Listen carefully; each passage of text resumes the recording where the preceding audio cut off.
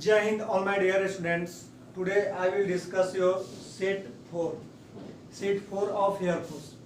जो स्टूडेंट्स अभी भी ज्वाइन नहीं किए हैं इंग्लिश रिटेन के लिए, आप जो है सेट ज्वाइन करें और अपना इंग्लिश को इम्प्रूव करें।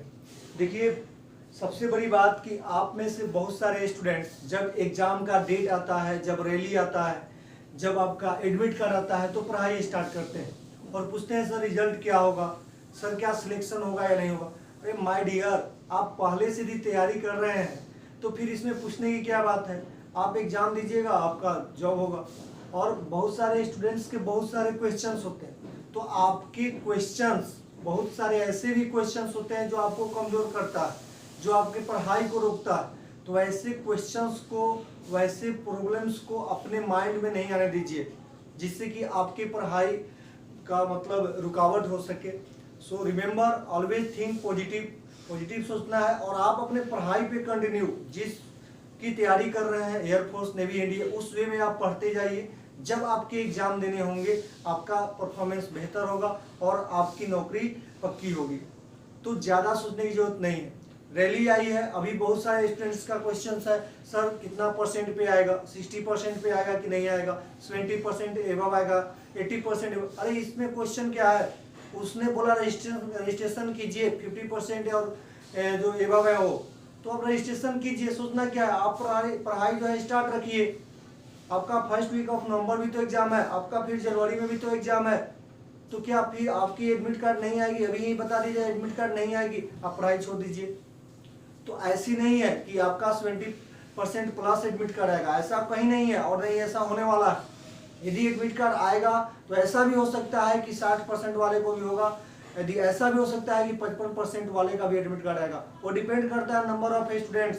वो अभी किसको पता है, किसी को पता था क्या कि बिहार में कोई पहले बताया क्या कि रैली आने वाला है? कितने यूट्यूबर थे जो बताए, एक भी नहीं बता पाए हैं। तो फिर आज क्यों बता रहे हैं कि 80% ऊपर वाले आएंगे, 70% ऊपर वाले आएंगे? माय डियर, यूट्यूबर हमेशा झूठ बोलेगा अपने व्यूअर के लिए। तो याद रखिए, आप अपना काम कीजिए। किसी को नहीं मालूम था ये कि रैली आने वाला है, किसी को नहीं पता था कि एग्जाम कब है। एयरफोर्स सिलेक्शन बोर्ड अपना काम कर रहा है, आप अपना काम कीजिए, आप अपना पढ़ाई कीजिए। ठीक है, मेरा एक ही सजेशन है, आप पढ़ाई जो है आप एक सही वे में सही पढ़ाई करते रहिए। आप जब तक जितना पढ़िएगा और आपको सफलता उतना जल्दी मिलेगी। ठीक है, चलिए स्टार्ट करते हैं। कहने के लिए बहुत कुछ है लेकिन टाइम कम है, स्टार्ट करते हैं। हाँ, जो स्टूडेंट्स को टेंशन है आपकी रैली में जाने के लिए, एडेप्टेबिलिटी टेस्ट 1 और 2, that means situation reaction test, और आपकी जो है जीडी का ग्रुप डिस्कशन का, उनके लिए मैं स्पेशल कोई क्लास स्टार्ट करने जा रहा हूँ। कल अनाउंस करूँगा। जिनको ज़रूरत है वो मुझे कॉल और व्हाट्सअप करके पता कीजिएगा क्या उसका कैसे करने हम जा रहे हैं, तो उसके लिए आप मुझसे कॉल कर सकते हैं। ठीक है, मैं 100% आपके साथ 18 घंटा जो है आपके साथ हूँ हमेशा। मतलब कि आपके लिए सेट से लेकर आपके हर नोट्स वगैरह तैयार कर रहा हूँ। आप कंटिन्यू उतना पढ़ते रहिए और आपकी सफलता निश्चित होगी। चलिए स्टार्ट करते हैं आपकी पैसेज को। और पैसेज में है, देखिए पैसेज में आपका क्या कहता है, देखिएगा। पैसेज कहता है if the census tells us that India has 2 और 300 लैंग्वेजेज। इफ कहता है कि यदि जनगणना ऐसा बतलाता है कि इंडिया जो है उसके पास 2 और 2 से अधिक लैंग्वेज, 2 और 100 से अधिक लैंग्वेजेज है पाई जाती है। इट ऑल्सो टेल्स, ये भी बताता है, आई बिलीव, मैं विश्वास करता हूँ, दैट जर्मनी हैज अबाउट 50 और 60 लैंग्वेजेज। लेकिन मैं विश्वास करता हूँ कि जर्मनी के पास 50 से 60 लैंग्वेजेज हैं। I do not remember anyone pointing out this fact is proof of the disunity और डिस्पेरिटी ऑफ जर्मनी। कहता है कि मैं कोई इस पे पॉइंट आउट नहीं करना चाहता हूँ क्योंकि यह जो है एक प्रूफ है डिसयूनिटी और डिस्पेरिटी ऑफ जर्मनी का। जो आपको कहता है डिसयूनिटी असमानता, डिस्पेरिटी मतलब असमानता, और यूनिटी मतलब कि एकता नहीं दिखाई देना, इसके लिए। ठीक है, नेक्स्ट कहता है as a matter of fact a census mentions all manner of petty languages sometimes spoken by a few thousand persons only। देखिए, सेंसस जनगणना जो है उसको भी मैं आपको मेंशन करता है, जिक्र करता है, जो थाउजेंड्स लोग के द्वारा ये बोली जाती है, उसे भी ऐड करता है। नेक्स्ट करता है and often dialects are classed for scientific purposes as different languages. कहता है कि often dialects are classed for scientific, मतलब भाषा, dialects मतलब भाषाएं जो है scientific क्लास मतलब वर्गीकृत किए जाते हैं पर्पस एज डिफरेंट लैंग्वेजेस, मतलब साइंस के तरह से भी, साइंस के दुनिया में उसके अलग तरह से इस भाषाओं को डायलेक्ट मतलब भाषाओं को अलग अलग मतलब साइंस के द्वारा अलग अलग भाषाओं में वर्गीकृत किया जाता है, मतलब अलग अलग दिशा में वर्गीकृत किया जाता है। नेक्स्ट कहता है, नेक्स्ट आपका कहता है कि India seems to me to have surprisingly few languages considering its area। कहता है कि मुझे आश्चर्यचकित यानी कि मुझे हैरानी की बातें होती है कि India surprisingly few languages considering its area, मतलब हर प्रत्येक एरिया में अपनी अपनी भाषाएं होती है compare to the same area in Europe, मतलब यूरोप की एरिया से कंपेयर करने पर it is far more closely allied in regard to language. कहता है कि एक दूसरे से संबंधता रखती है in regard to but because of widespread illiteracy common standard have not been developed and dialects have formed। कहता है कि मतलब इलिटरेसी के कारण मतलब साक्षरता कम पाने जाने के कारण यहाँ पे जो है स्टैंडर्ड मतलब क्वालिटी लोगों में जो भी जनसंख्या है यहाँ जितने आबादी है उतने मतलब कि स्टैंडर्ड नहीं पाई जाती है। उसके बाद नेक्स्ट कहता है from the principal languages of India are Hindustani, जो प्रिंसिपल मेन लैंग्वेज है उसके बारे में बतला रहा है। Hindi, Urdu, Bengali, Gujarati, Marathi, Tamil, Telugu, Malayalam, Kannada, Assam, Oriya, Sindhi, Kashmiri, Pashto and Punjabi are added. The whole country is covered except for some hill and forest tribes. तो इस तरह से कहता है कि कुछ जनजातियों को छोड़ दिया जाए तो जितने लैंग्वेजेस बोले उसमें सभी आपके देश के इंडिया के सभी भाषाएं आ जाती है। Of these the Indo Aryan language while cover the whole north centre and west of India are closely allied and the southern Dravidian languages though different have been greatly influenced by Sanskrit art और full of Sanskrit word. इसमें बताया है कि आपके कुछ जगह ऐसे हैं जो संस्कृत से प्रभावित है और आपके जो बहुत सारे लैंग्वेजेज हैं जो जिसका भी नाम बताया गया वो आपसे और थोड़ा और मतलब जो कुछ जनजातियां ट्राइब्स जो है उसे छोड़कर पूरे इंडिया को कवर कर लेती है। तो ये आपका यही कहना था कि आपके इंडिया में बहुत सारे लैंग्वेजेज हैं जिसमें कहा गया कि 200 और 300 लैंग्वेजेज, मतलब 200 से 300 लैंग्वेजेज पाई जाती है। ठीक है, चलिए क्वेश्चन की ओर चलते हैं। पहला क्वेश्चन है in the passage the author क्या कहता है। तो फर्स्ट का जो आपका क्वेश्चन का होगा, ध्यान दीजिए, फर्स्ट का जो है आपका बी पे आइए, defend the multilingual situation of India, मतलब इसके मल्टीलिंगुअल सिचुएशन के बारे में बात कर रहा है। फर्स्ट का बी। सेकेंड नंबर है आपका one of the reason why there are many dialects in India is, बोलिए सेकेंड का हो जाएगा। इलिटरेसी की बात की है तो सेकेंड का डी। थर्ड है Dravidian languages have been greatly influenced by Sanskrit, this third का क्या हो जाएगा। तो थर्ड का आपका हो जाएगा C, brings them close to the Indo Aryan language, इसीलिए आपका संस्कृत से प्रभावित है। फोर है which of the following statement is true according to the given passage. तो आपका जो है फोर का बी हो जाएगा। India is a vast country with not too many languages. तो इस तरह से आपके पैसेज के आंसर थे, पढ़ के उसको समझ के आंसर दीजिएगा, थोड़ा जल्दी में कर दिया। चलिए नेक्स्ट क्वेश्चन नंबर 5 की ओर आते हैं। क्वेश्चन नंबर 5 है the secretary and principal of the college are attending the district development council meeting at the collectorate. देखिए द सेक्रेटरी एंड प्रिंसिपल, हमने बताया था कि आपके नंबर ऑफ द सेक्रेटरी की बात करिए, सेक्रेटरी की बात कर रही है और किसका, सेक्रेटरी की बात कर रही है, सेक्रेटरी की, और कह रहा है एंड प्रिंसिपल। देखिए द सेक्रेटरी एंड प्रिंसिपल, ध्यान दीजिए, यदि नंबर ऑफ आर्टिकल एक है तो एक ही व्यक्ति सेक्रेटरी है और वही व्यक्ति क्या है, प्रिंसिपल भी है। तो ये क्या हो जाएगा, सिंगुलर है और यह वर्ब क्या लेगा, आर नहीं लेगा, क्या लेगा, सिंगुलर इज लेगा।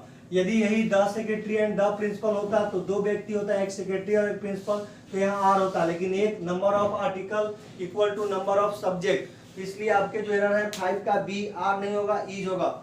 6 नंबर है scarcely had I arrived then the train left. Scarcely याद कीजिए कंजंक्शन, और आपके एग्जाम में 1 नंबर इससे आते हैं, पेयर याद रहना चाहिए। यदि स्कार्सली आया है तो आपके जो आएंगे इसके साथ वेन आएगा, देन नहीं। यदि आपका मान लीजिए हार्डली आया है, समझिएगा हार्डली आया है या रेयरली, तो इस तरह से हार्डली स्कार्सली के साथ वेन हार्डली आएगा तब आपका जो है देन आएगा। जैसे बोथ आता है तो आपका क्या आएगा, एंड आएगा। बिटवीन आएगा तो क्या आएगा, इसके साथ आपके कोरिलेटिव एंड आते हैं, ठीक है। तो स्कार्सली, वेन, हार्डली, ठीक है, हार्डली आएगा और आपके रेयरली आएगा तो वहां पे जो है देन आएगा। तो स्कार्सली के साथ जो है आपका वेन आएगा। तो इस तरह से आपके जो है स्कार्सली, और हाँ स्कार्सली के बाद आपके ऑक्सिलरी वर्ब आएगा। इन्वर्जन ला आता है तो आपके इन्वर्जन ला है, स्कार्सली के बाद हैड है, इसलिए पार्ट ए सही है। सिर्फ देन को रिमूव कीजिए और वेन को ऐड कीजिए। 6 का बी। 7 नंबर है Ravi told to his friends. Ravi told to हुआ है क्या कभी, नरेशन वगैरह जो भी। तो आपके कुछ वर्ब्स होते हैं जो विदाउट प्रीपोजिशन फॉलो किए जाते हैं, जैसे रिक्वेस्ट के साथ प्रीपोजिशन नहीं आएगा, टोल्ड के साथ नहीं आएगा, एडवाइस के साथ नहीं आएगा, प्रे के साथ नहीं आएगा, एंट्री, अटैक, ये सब के साथ प्रीपोजिशन नहीं आते हैं। तो आप वहां से प्रीपोजिशन को रिमूव कर दीजिए और सही हो जाएगा। तो आपका यहाँ जो होगा सही क्या होगा, तो आपका रवि टोल्ड हिज फ्रेंड, 2 को रिमूव कर दीजिए। 7 का बी। 8 नंबर है you must apologise him for this, मतलब क्षमा प्रार्थना। तो अपोलोजाइज का मतलब क्षमा, तो इसके साथ टू प्रीपोजिशन आता है, फिक्स है। 8 का बी, ठीक है। 9 नंबर है डोंट पुट ऑफ का मतलब होता है किसी काम को स्थगित करना। तो don't put off until tomorrow what you can do today, मतलब कल के लिए स्थगित नहीं कीजिए, जो आज कर सकते हैं उसको कर लीजिए। तो पुट ऑफ होगा आपका, पुट ऑफ मतलब है किसी काम को रोकना या स्थगित करना। तो इस तरह से आपके जो आंसर होंगे 9 का डी। 10 नंबर है since he join this post he any bright. Since आपको यही पहले से पता है टेंस में कि सिंस यदि आता है तो इसके साथ बताए थे कि आपका पास्ट इंडेफिनिट टाइम के लिए होगा, ठीक है, पास्ट इंडेफिनिट टाइम के लिए। और इसके बाद जो आएगा वो आपके प्रेजेंट परफेक्ट आएगा, प्रेजेंट परफेक्ट यानी सब्जेक्ट प्लस है या हैज प्लस V3। तो इस तरह से आपके जो होंगे, नोट लगा है तो हैज नोट टेकन हो जाएगा, has note take, have has, और हैड के बाद V1 नहीं आता है, V3 आता है। 10 का डी। 11 है due to its beauty Kashmir is known as. ध्यान दीजिए आर्टिकल्स है स्विट्जरलैंड, आपको पता है नेम ऑफ आपके कंट्री के साथ आर्टिकल्स नहीं लगते हैं, लेकिन कुछ कंट्रीज है जिसके साथ आर्टिकल लगते हैं, जैसे आपके आइसलैंड वगैरह होते हैं वो लोग। स्विट्जरलैंड हुआ, आपके पंजाब स्टेट भी है, उसके बाद फिलीपींस हुआ, आपके फिलीपींस हुआ, इस तरह से वेस्ट इंडीज हुआ, जिसमें यूनाइटेड लगा हो, किंगडम लगा हो, यूनाइटेड स्टेट अमेरिका हुआ, यूके हुआ, यूएसए हुआ, ठीक है, ये सब के साथ आपके आर्टिकल द लगता है। यहाँ पे द लगा दीजिए। 11 का हो जाएगा सी। नेक्स्ट है 12 number synonym of indict. Indict मतलब होता है दोषी, तो क्या हो जाएगा, एक्यूज मतलब दोष लगाना, इंडिक्ट। 12 का ए कंडेम निंदा करना, एलिज मतलब भी वही होता है आरोप लगाना, बट पहले ये आया हुआ है इसलिए 12 का ये हो जाएगा। डी है रिप्रीमेंड, तो आपका रिप्रीमेंड मतलब होता है डांटना, आंसर हो जाएगा। इंडिक्ट का मतलब कि आपका दोष लगाना या आरोप लगाना, 12 का ये एक्यूज। एंटोनिम ऑफ विवासिटी मतलब आपका जो होता है इसका मतलब 13। विवासिटी मतलब उत्साह, ब्यूटी मतलब होगा सुंदर, ह्यूमर हास, ट्रूथफुलनेस सत्यवादिता, और एपैथी मतलब उदासीनता, यानी उत्साह का उल्टा क्या होगा, उदासीनता। तो विवासिटी उत्साह, और सिटी मतलब समझिएगा उत्साह हुआ, ठीक से, सिटी मतलब उत्साह, शहर उत्साह। तो उसके बाद आपका जो है एपैथी उदासीनता। 13 का सी एंटोनी। 14 है वन हु लव्स मैनकाइंड, जो मानव जाति से प्रेम करता हो उसको क्या बोलते हैं, समाजसेवी या नहीं बोलते हैं, कर्तव्यनिष्ठ। तो इस तरह से आपके होंगे फिलेंथ्रोपिस्ट। तो आपका 14 का हो जाएगा बी, पहले भी कई बार आया फिलेंथ्रोपिस्ट, आपके बी हो जाएगा। एंथ्रोपोलॉजिस्ट मतलब आपका होता है मानव विज्ञानी, नहीं होगा। सिस्मोलॉजिस्ट मतलब होता है भूकंप विज्ञानी, नहीं होगा। और ऑप्टोमेट्रिस्ट मतलब होता है दृष्टि ज्ञानी, तो इस तरह से नहीं होगा। चारों याद रखिएगा, लेकिन आपको जो मैनकाइंड यानी मानव जाति से जो प्रेम करता है उसको हम लोग बोलते हैं फिलेंथ्रोपिस्ट। तो इस तरह से 14 का हो गया बी। नेक्स्ट है 15 the soldiers laid down their arms. Idioms होता है लेट डाउन मतलब होता है अपने आप को समर्पित करना, सरेंडर करना, तो लेट डाउन कर दिया। 15 का बी सरेंडर, ठीक है, आइडियल फ्रेज है। 16 नंबर है please don't go away she said. देखिएगा, please don't go away, please don't go away she said. देखिए यहाँ पे आपका जो है नरेशन है और नरेशन में प्लीज और काइंडली आपका आया हुआ है। चूंकि आपकी क्या है, इम्परेटिव सेंटेंस है, इम्परेटिव में रिक्वेस्ट है, तो प्लीज काइंडली आया है तो उसको हम क्या करेंगे, हटा देंगे। रिपोर्टिंग वर्ब आपके जो भी हो सकते हैं, आपके रिक्वेस्ट भी हो सकते हैं, बेग, देखिए रिक्वेस्टेड भी हो सकता है, दिया है पूरे मतलब कि आपके सेंटेंस को फुलफिल करना चाहिए, रिक्वेस्टेड दिया हो, बेग्ड, बेग्ड मतलब भी विनती करना होता है, ये दिया हो, और आपके conjunction that means comma, inverted comma के लिए आपके इंपरेटिव में पॉजिटिव हो तो टू और निगेटिव हो तो नोट टू आता है। इसके बाद टू के बाद रिपोर्टेड स्पीच में क्या V1 आएगा, अदर वर्ड होगा, आपका पर्सन का चेंजिंग होगा। इस तरह से आप अदर वर्ड चेंजिंग करिएगा। क्या हो जाएगा, इसको पहला लीजिए सी, ऑप्शन में बेग्ड से दिया हुआ है तो बेग्ड कर देंगे, सी बेग्ड, और उसके बाद क्या होगा, she begged not to, not to हो गया, कॉमा आपका कंजंक्शन के लिए, कॉमा इन्वर्टेड कॉमा हटलाने के लिए, तो सी बेग्ड नोट टू क्या, उसके बाद V1 आएगा go away, she begged not to go away. देखिए कहाँ दिया हुआ है, she begged not to go away, please don't go away, तो सी सेड का क्या होगा, सी बेग्ड। हाँ आपका जो है इसके बाद जो है सी बेग्ड मी, यानी कि यहाँ पे अपने मन से भी आप ले सकते हैं सी बेग्ड मी, यानी कि आप रिपोर्टिंग वर्ब के बाद ऑब्जेक्ट सब्जेक्टिव केस ले लिया है, कोई दिक्कत नहीं है, तो सी बेग्ड मी, मुझे कहा तो इसलिए मी ले लिया, तो she begged me not to go away. 16 का D, find the correctly spelled word fulfil. Fulfil का क्या होगा, लिख के चेक कर लीजिएगा, फुलफिल अभी बोले भी है, फुलफिल का ये होता है फुल FUL, फुलफिल, ये करेक्टली स्पेल्ड वर्ड है, सही है ये है, तो आप देख लीजिए कौन होगा, 17 का आपका हो जाएगा सी। नेक्स्ट है 18 नंबर, समवन गेव हर ए बुलडॉग, समवन, देखिए क्या होगा, समवन आपका वॉइस है और कहता है कि समवन, वॉइस है, समवन गेव हर अ बुलडॉग, वॉइस। देखिए यहाँ पे क्या है आपका सब्जेक्ट, ये क्या है V2, ये क्या है ऑब्जेक्ट, और ये भी क्या है ऑब्जेक्ट। हमने बताया था दो ऑब्जेक्ट हो, डबल ऑब्जेक्ट का वॉइस है, इसमें आप दोनों से बना सकते हैं।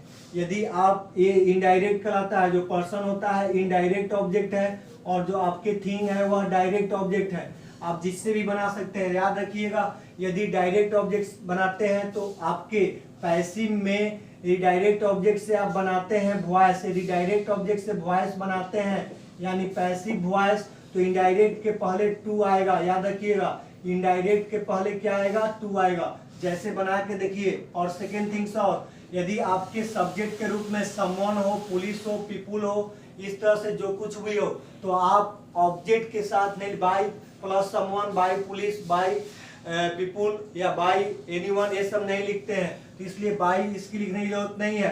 क्या हो जाएगा, अबुल। पास्ट इंडिफिनिट में क्या होता है, बी प्लस V3 में वाज वर्ड और V3 आएगा, तो अबुल सिंगुलर है, वाज, और गेव का क्या हो जाएगा, गिवेन, अबुल वाज गिवेन। अब देखिए क्या हमने बोला कि आप डायरेक्ट ऑब्जेक्ट से बनाइएगा तो इनडायरेक्ट लिखने के पहले क्या लगेगा, टू लगेगा, तो क्या हो जाएगा, टू हर, ठीक है, a bull was given to her by someone.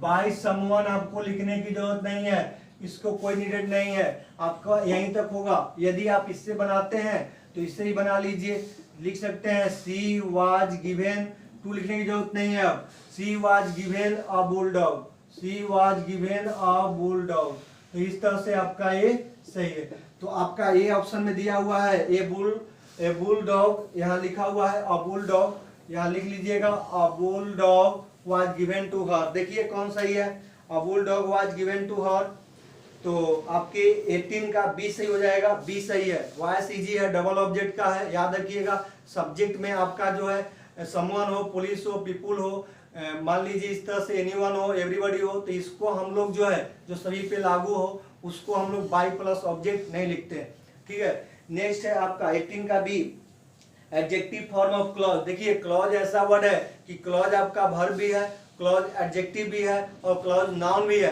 तो क्या पूछ रहा है, क्लॉज का एडजेक्टिव फॉर्म तो क्लॉज ही हो जाएगा। क्लॉज आगे लगा के पार्टिसिपल बनाया है, लेकिन क्लॉज आपका ऑलरेडी एडजेक्टिव भी होता है, इसलिए आपका क्या हो जाएगा, क्लॉज हो जाएगा। तो 19 का बी हो जाएगा क्लॉजिंग, ठीक है।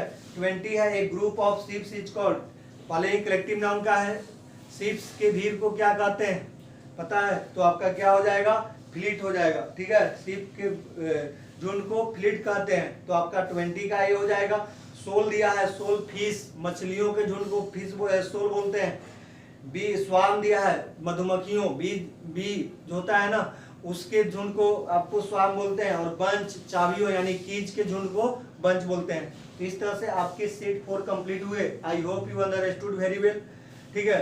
कोई प्रॉब्लम हो पूछिएगा। Thank you, all the best. और कंटिन्यू करते रहिए। जिनको सुनिएगा ध्यान से, जिनको आपको एसआरटी सिचुएशन रिएक्शन टेस्ट और आपके ग्रुप डिस्कशन करने की आवश्यकता है, फोर्स नहीं करने की आवश्यकता है, लगता है कि मुझे में कमी है, तो आप मेरे साथ ज्वाइन कीजिए, कॉल या व्हाट्सएप करके ज्वाइन करिए अब। और उसके बाद मैं आपको 100% प्रिपेयर कर दूंगा। बहुत ईजी है, कोई 15 क्लास तक आपको 15 से 20 क्लास में आपको प्रिपेयर कर दूंगा, ठीक है। Thank you, all the best, take care, जय हिंद।